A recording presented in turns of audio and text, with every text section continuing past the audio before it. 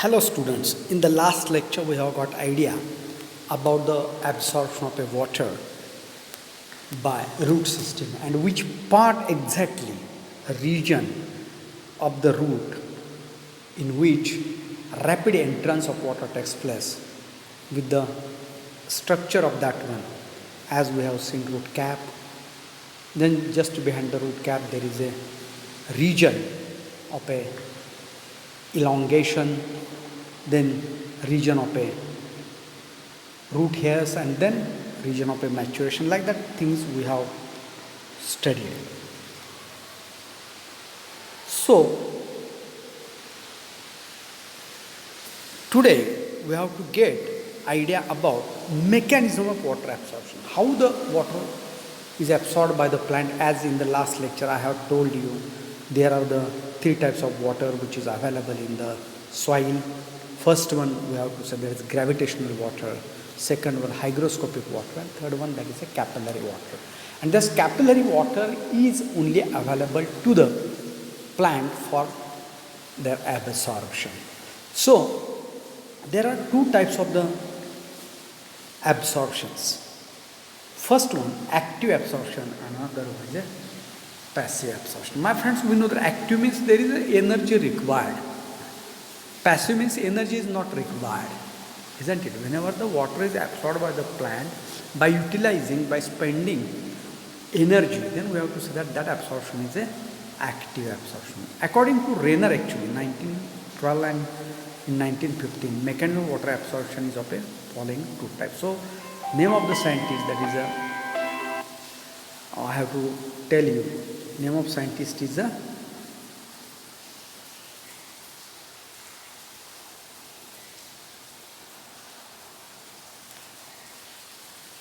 Rayner. And according to Rayner, there are the two types of a mechanism of water absorption. One is active absorption, another is a passive. In case of active absorption, there are two types of the absorption: osmotic absorption and non-osmotic absorption. Means although there are the main two types of the water absorptions are there, mechanism of a water absorption there. Again, active absorption is divided into a two types, that is of osmotic active absorption of water and non-osmotic active absorption of a water is there. Now, as already I have told you, active absorption that requires a energy, or we have to say that adenine triphosphate. And that active absorption creates a root pressure. Also it requires the oxygen. What for, my friends? You have to keep in mind when we are going to tell that the mechanism of a active absorption of a water requires the energy, in the sense that the energy is to be synthesized somewhere. Synthesis of a, so that is possible only in a respiration process. And respiration process requires the oxygen. So definitely the active absorption mechanism of a water absorption requires the oxygen.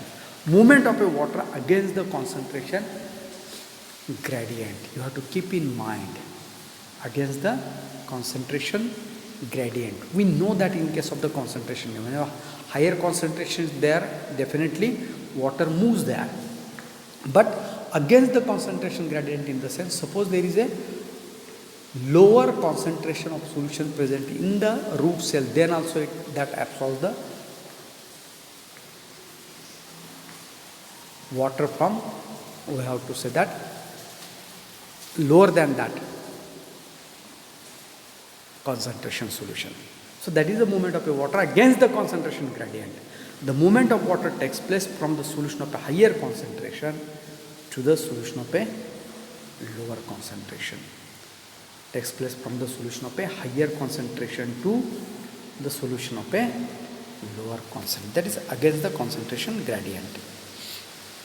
Now, as we have seen the types of active absorption, there are the two, again the type active absorption is subdivided into two types. First one is osmotic absorption, another one is a non-osmotic.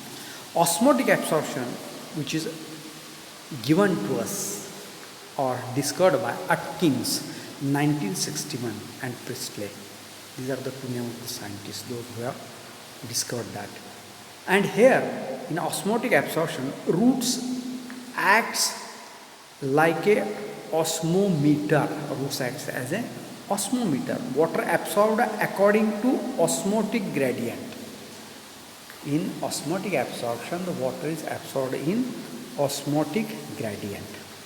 In case of non-osmotic active absorption, that is given by the Thyman in 1951 and Kramer in 1959, as already we have, it requires, ATP are required here in non-osmotic one. Water absorption takes place against the concentration gradient.